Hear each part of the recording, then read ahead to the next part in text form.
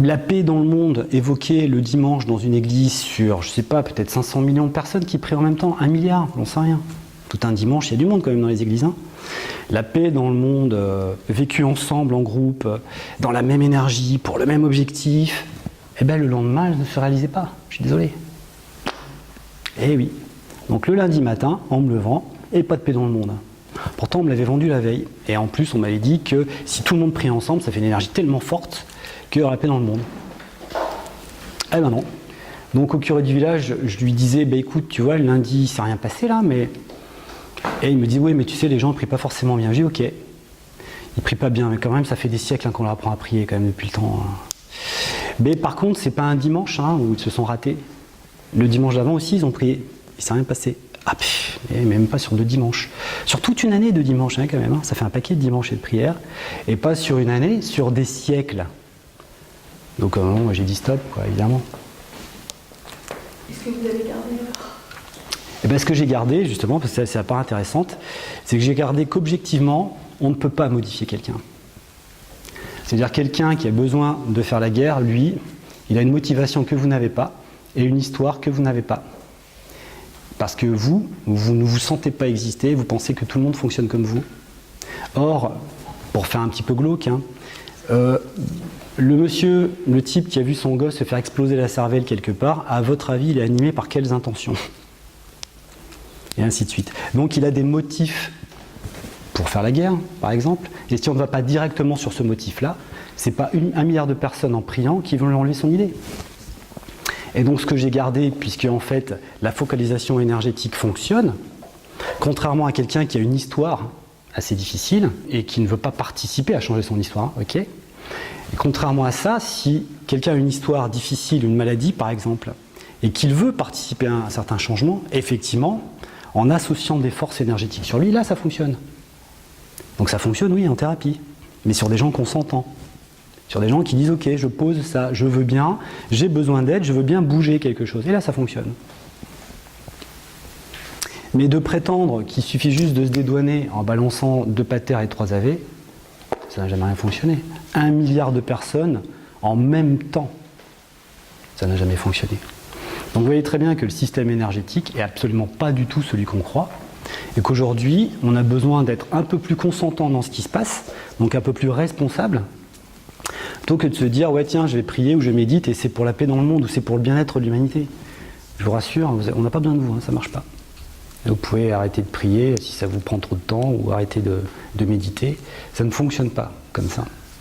La méditation, au départ, de ce que je peux m'en souvenir, elle a été créée pour aller chercher dans ses propres structures gênantes, à la base.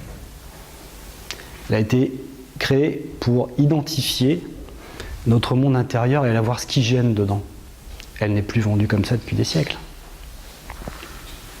La prière non plus. Donc en fait, en regardant tous ces dogmes qui faisaient partie de ma vie au quotidien, le catholicisme, le bouddhisme et d'autres, religions majeures, mais j'ai pas vu grand-chose d'intéressant qui posait l'humain. J'ai vu des choses qui étaient dysfonctionnelles, mais qui utilisaient des propriétés fonctionnelles. C'est ça qui est assez épatant. C'est-à-dire que converger sur quelqu'un en énergétique, s'il est consentant, oui, ça marche. Notre monde intérieur, aller l'explorer, oui, ça marche. Donc il vaut mieux commencer à réhabiliter les capacités humaines, mais déjà d'une manière individuelle, et faire un peu le tri sur les dogmes. Comme ça, on perd beaucoup moins de temps et beaucoup moins d'énergie, plutôt que de participer à quelque chose de collectif qui est emmené par des gens qui n'ont pas de connaissances et qui ne fonctionnent pas.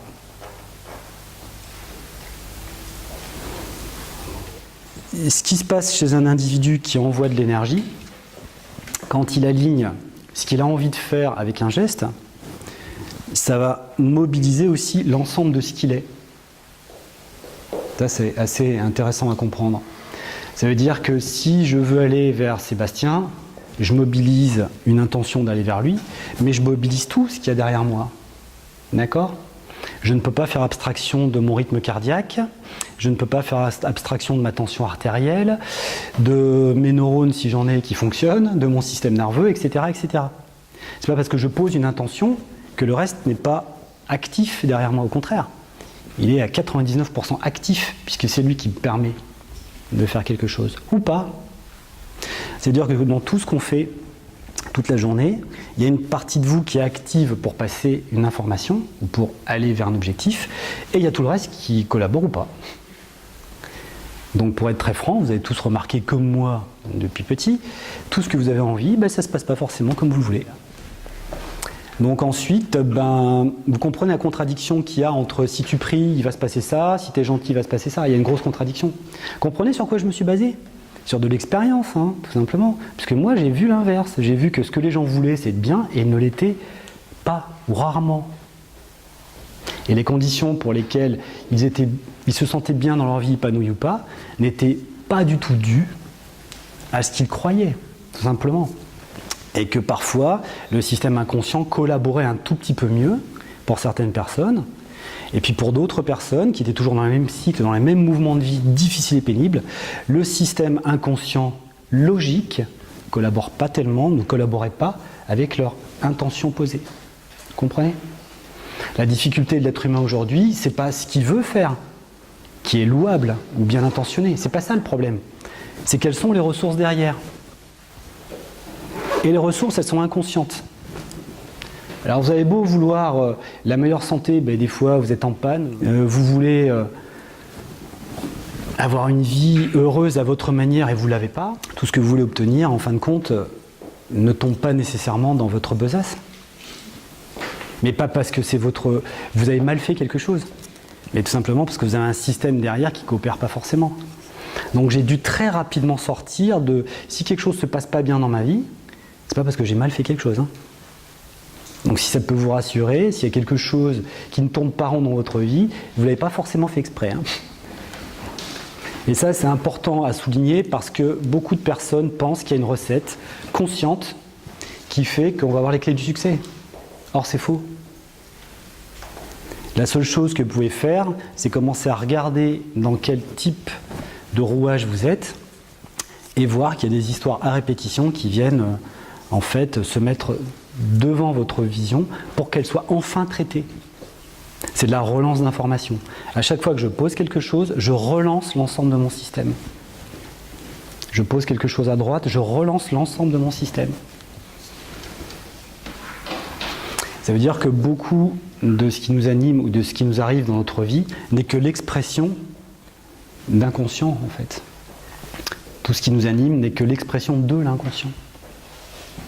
Et dedans, on navigue avec une petite fenêtre de conscience. Or, la conscience, j'ai dû la définir, puisque depuis petit, on me dit « il faut que tu prennes conscience ». Oui, mais il faut faire les choses en conscience. Mais les gens ne sont pas cons, ils le font tous en conscience. Vous avez envie de quelque chose, c'est conscient quand même. Voilà. Et ça ne fonctionne pas en conscience. Mais qu'est-ce que ça veut dire conscience? Ça ne veut rien dire du tout. Donc, quand on me parle de conscience, moi, ça m'emmène dans un autre univers, l'univers de mes définitions. Et l'univers de mes définitions, la conscience, elle y a une place qui est très très différente de ce qu'on a l'habitude de concevoir aujourd'hui. Pour moi, la conscience, c'est ce que vous êtes capable de focaliser à un moment donné. C'est la seule définition que j'ai.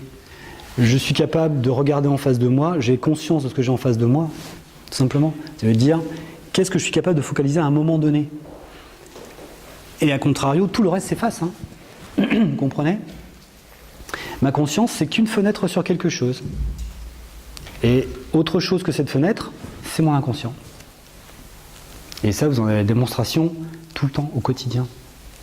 Là, vous me regardez, vous n'avez conscience que de ça. Mais tout ce dont vous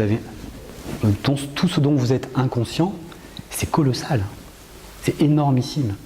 Donc la conscience n'est que la fenêtre à un moment donné sur laquelle vous regardez la vie juste à un instant T, en fait. C'est ça la conscience. Elle n'a aucune autre vertu. Faire les choses avec conscience, ça veut juste dire je focalise ma concentration sur quelque chose, sur un sujet, point barre. Ça ne veut pas dire qu'elle va s'élargir ou se rétrécir la conscience. Comprenez où je vous emmène? La conscience, c'est la capacité que vous avez à concentrer l'énergie quelque part, c'est tout. C'est pas ça qui vous fera grandir. Vous pouvez regarder quelqu'un toute la journée, vous avez conscience qu'il est là, et alors ça change quoi dans votre monde? Ça ne changera rien. Ce qui peut changer votre monde, c'est de travailler sur votre système inconscient.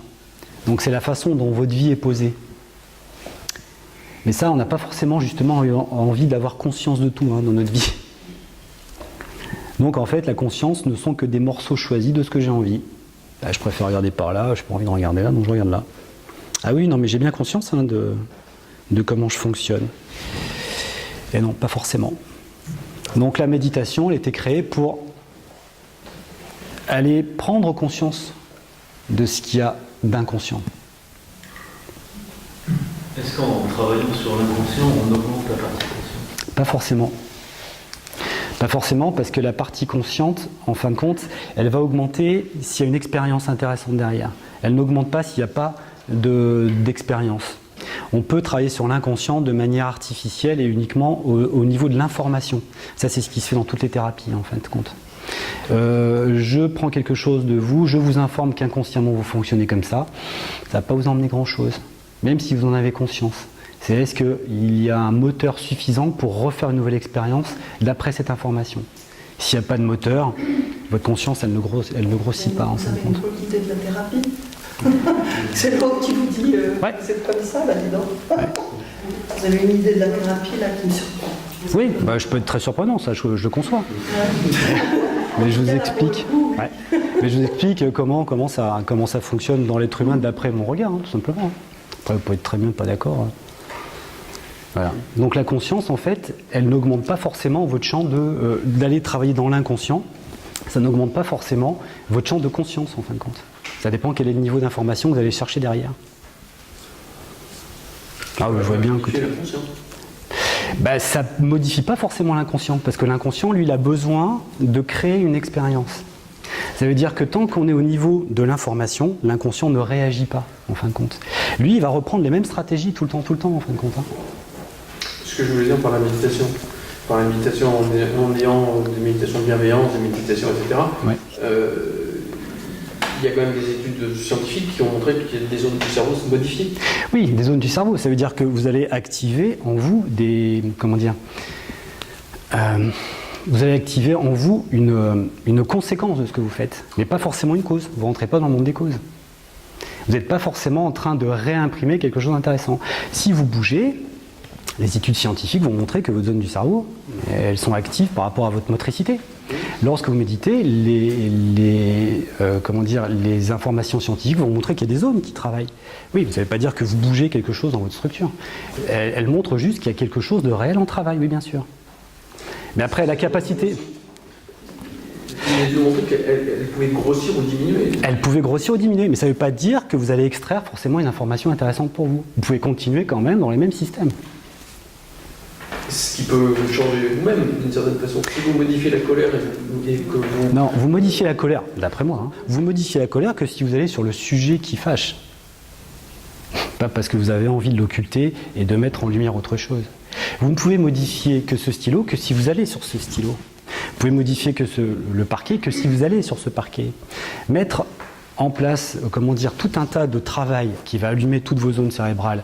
Oui, on va le voir, bien sûr, ça va être actif. Mais est-ce que vous avez réellement travaillé sur le sujet? Non.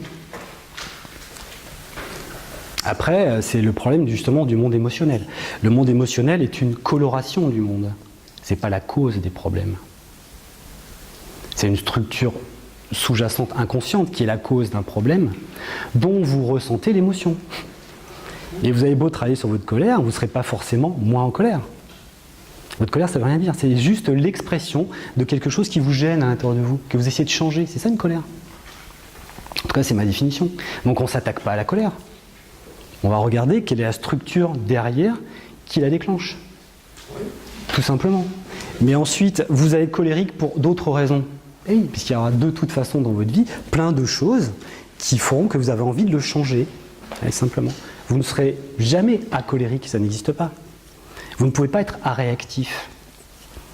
C'est pas possible. Mais acolérique ne veut pas dire aréactif. Alors, vous ne pouvez pas être acolérique, si vous préférez. Ça veut dire que le monde vous fait réagir, et contrairement aux idées que j'ai reçues, il n'y a pas de détachement possible avec les gens. Il n'y a que de l'attachement. Ça, c'est pas possible autrement. Il n'y a que du lien entre les personnes. Donc, vous ne pouvez pas être aseptisé Sur le lien, surtout en ce qui concerne quelqu'un que vous aimez. C'est pas possible. Plus cette personne est dans votre giron proche, plus le lien est fort, plus vous en êtes attaché. Et c'est complètement normal. Ensuite, qu'il y ait des choses qui soient difficiles par rapport à ce lien, qui créent des choses toxiques ou pas dans le lien, ça c'est autre chose. Mais le lien, on ne peut pas s'en détacher. Pas pour moi en tout cas. Mais là, j'ai posé la question. Moi, je dis être sans colère, mais pas être réactif. Ouais. Sur l'attachement. Oui, parce qu'il y a beaucoup de personnes qui, comment dire, ce que vous évoquez, ça renvoie à, comment dire, une sorte de dogme qui dit qu'il faut qu'on soit tous super gentils, qu'il n'y ait pas d'émotion. Ouais. Bah, du dogme bouddhiste par exemple, ouais, qui alimente beaucoup le New Age, qui alimente énormément notre système de pensée, où on essaie de pacifier justement des gens, ce qui est très très bien pour le système nerveux, mais qui ne répond jamais aux constructions intérieures profondes. Pour moi, ces religions sont plus des structures sociales que des structures réellement de compréhension de l'humain. Je pense que c'était intéressant à un moment donné, mais je pense que le modèle est largement dépassé par chacun d'entre vous. Mais pour vous, c'est quoi la colère ? Un mécanisme qui consiste à vouloir changer quelque chose qui est insupportable pour une partie de l'individu. Voilà ce que c'est la colère. Voilà. C'est juste un mécanisme de défense que vous rencontrerez tout au long de votre vie en fait. Mais il est utile. Il est super utile, puisque c'est une partie de nous-mêmes. Donc en fait, pour moi, il ne s'agit pas de refouler comment on fonctionne, mais plutôt d'aller voir à travers certains fonctionnements quelles sont les parties difficiles. Qu'est-ce que vous pensez lorsqu'on tente de rester dans l'émotion quelle qu'elle soit, de rester dedans, sans se sauver, mais sans simplement voir ce qu'elle fait, l'accepter. Ouais, ça c'est le point de départ le plus intéressant, effectivement. Le point de départ, c'est de regarder, en fait, d'essayer de l'intégrer et de pas de se dissocier de cette émotion, l'intégrer, mais après, il faut les regarder à quoi elle renvoie à l'intérieur. C'est ça qui est le plus dur. Et si on n'est pas entraîné à quoi elle renvoie, la colère, en fait, ou son motif ne disparaîtra pas, c'est-à-dire que vous allez être en colère tout le temps ou angoissé tout le temps. Ce sera toujours le même système qui vous rattrapera, parce que le vivre ne suffira pas. Il faut aller voir à quoi ça renvoie, quel est le mécanisme derrière, en fin de compte. Et ça, c'est quelque chose auquel il faut s'habituer et pas juste, par exemple, constater, tiens, je suis en colère contre telle personne, à quoi ça me renvoie? Ah oui, mais non, mais c'est injuste parce qu'il m'a dit ceci, cela, cela. Et à quoi ça renvoie? C'est pas ça. C'est pas le motif de la colère. À quoi ça renvoie? C'est à l'intérieur de soi. Qu'est-ce qui spontanément peut émerger comme type d'information et qui va être la première piste d'un fil d'Ariane qui peut prendre plusieurs mois parfois, qui en fait a actionné cette espèce de surcolère. Et est-ce qu'à chaque fois, au bout du fil, on va rencontrer une des blessures fondamentales? Pas pour moi, non, je pense pas. Il y a beaucoup de blessures fondamentales qu'on ne rencontre pas. Parce que pour aller les rencontrer, en fait, il faut aller rencontrer leur logique. Et votre incarnation n'a pas forcément envie de rencontrer certaines logiques d'autres informations qui sont contenues à l'intérieur. C'est-à-dire que pour moi, l'incarnation, c'est une fenêtre qui s'ouvre de votre naissance à votre mort, qui est un laps de temps assez court. Vous n'avez pas le temps de tout travailler, mais vous avez juste la possibilité de venir modifier certains axes par rapport à vous, ou par rapport à ces mémoires, en fonction de ce que vous allez vivre au quotidien, en fin de compte. Donc en fait, pour moi, la vie, ou votre vie, ou ma vie, elle a juste le but de venir exprimer une nouvelle expérience en rapport avec d'anciennes expériences. Pour moi, l'incarnation, c'est ça.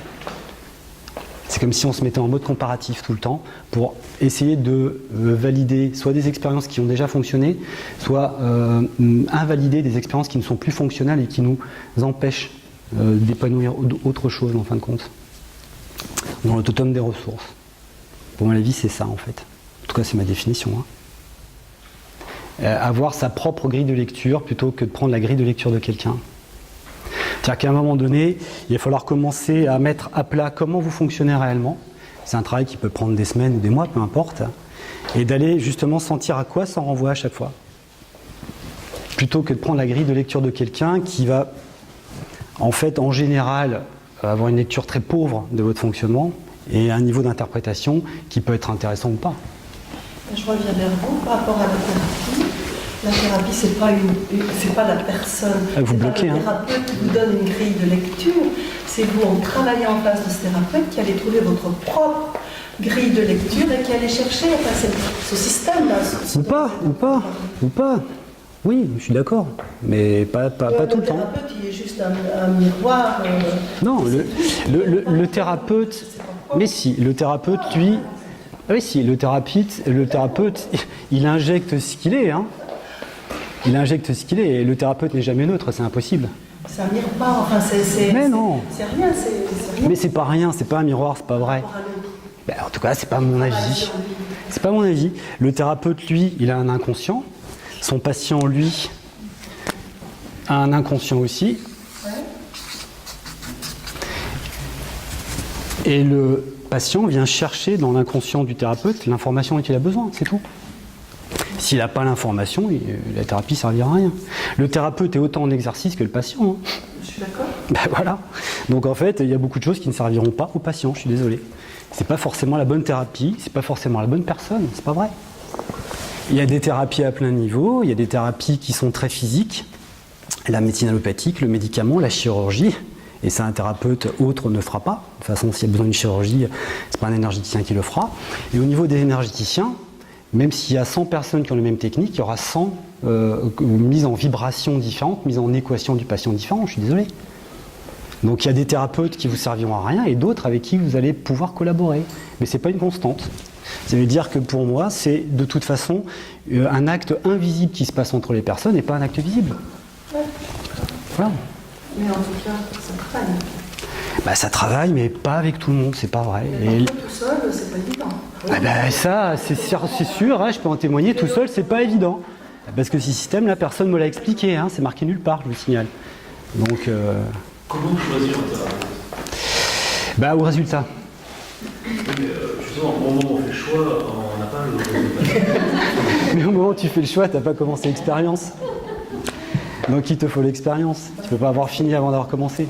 Il faut en tester 1, 2, 3 et puis voir comment ça prend. Tu es obligé de faire une expérience. Le thérapeute n'est pas une garantie. Le thérapeute, c'est un être humain chez qui vous allez piocher des informations. S'il les a pas,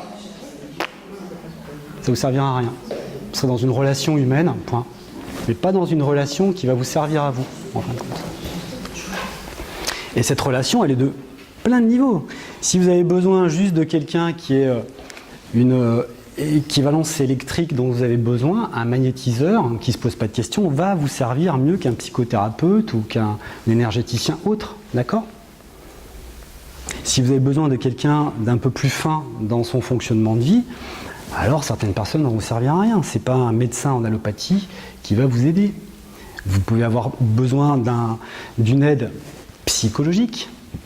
L'aide psychologique n'ira pas jusqu'à l'inconscient. Vous allez peut-être me sauter dessus, mais ça n'ira pas jusqu'à l'inconscient. Ok ?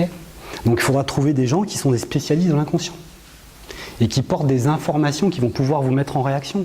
Mais ça va dépendre du bagage de la personne. C'est toujours la même chose. Il y a des milliards d'informations chez lui, il y a des milliards d'informations chez vous. Est-ce que ça va matcher ? Pas forcément.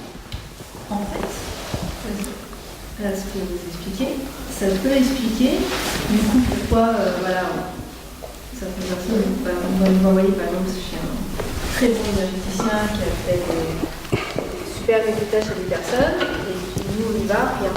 C'est pas que dire que ça veut dire que deux personnes ne peuvent pas collaborer, c'est pas le bon. Exactement. Il y a des super médiums sur la planète qui font des chirurgies éthériques, etc. sur des centaines de personnes par jour. Il y en a un tiers qui auront de résultats et 70% qui n'en auront pas. Et pourquoi c'était le plus fort de la planète ? Ben oui, parce que de toute façon, peut-être que le niveau d'information, c'est pas celui-là qu'il vous faut. Et puis chacun a une trame de vie. Donc vous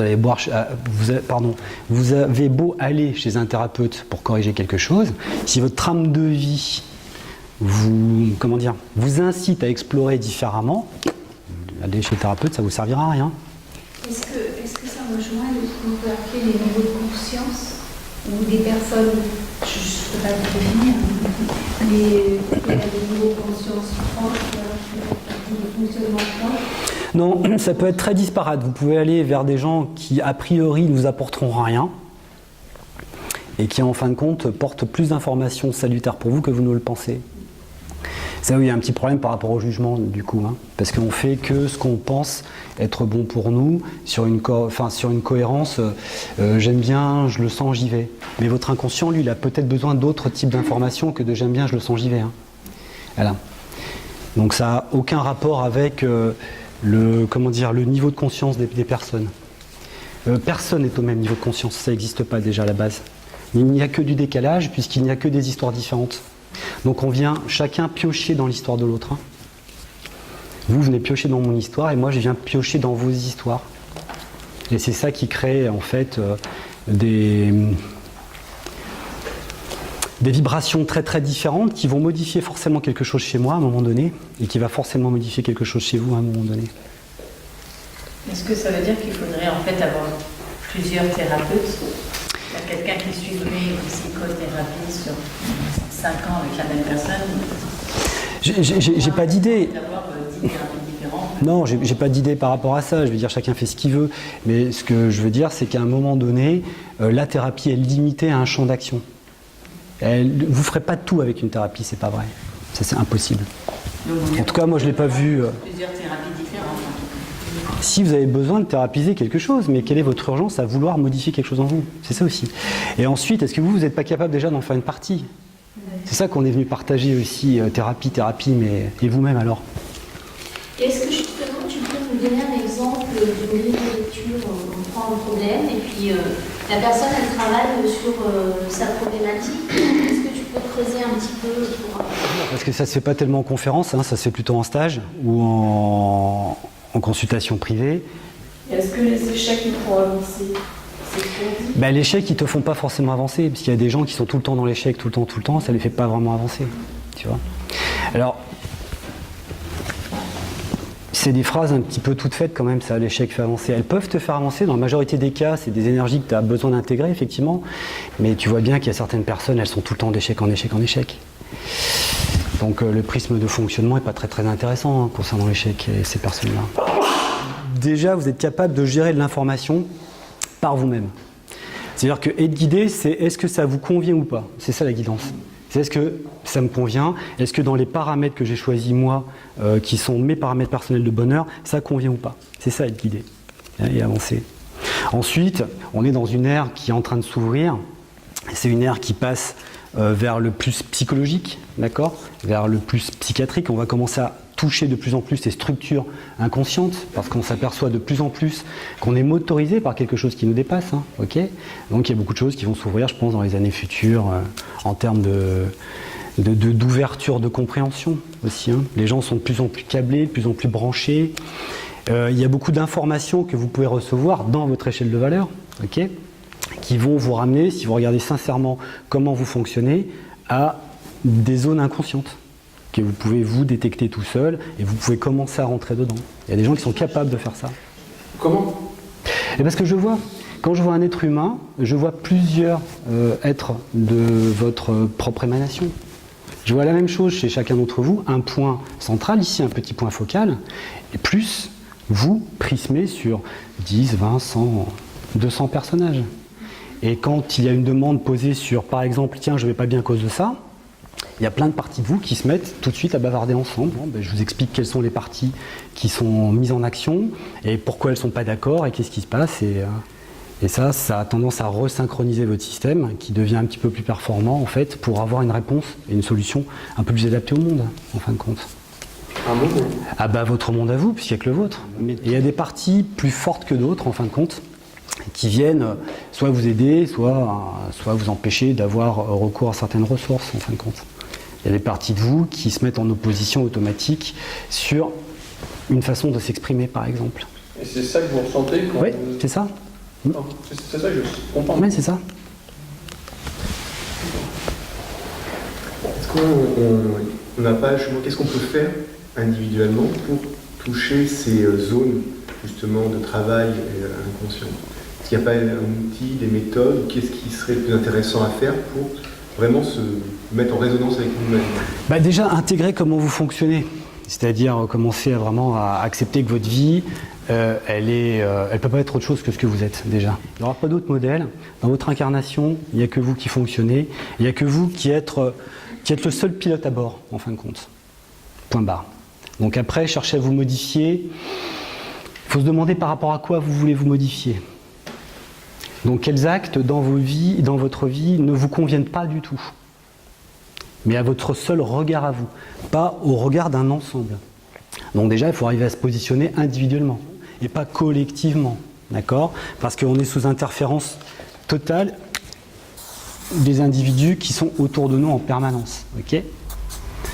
On est en interférence totale. Donc on a tendance, par exemple, à se mettre au diapason de la communauté pour trouver notre individualité.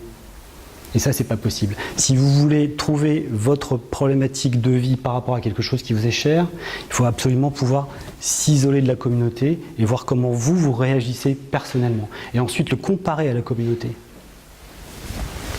Ça va? Je veux que ça vous parle. Ça, c'est le point de départ. La grille de lecture, elle est complètement personnelle, individualisée et non collective. Est-ce qu'on peut partir sur l'idée que du coup, ce qui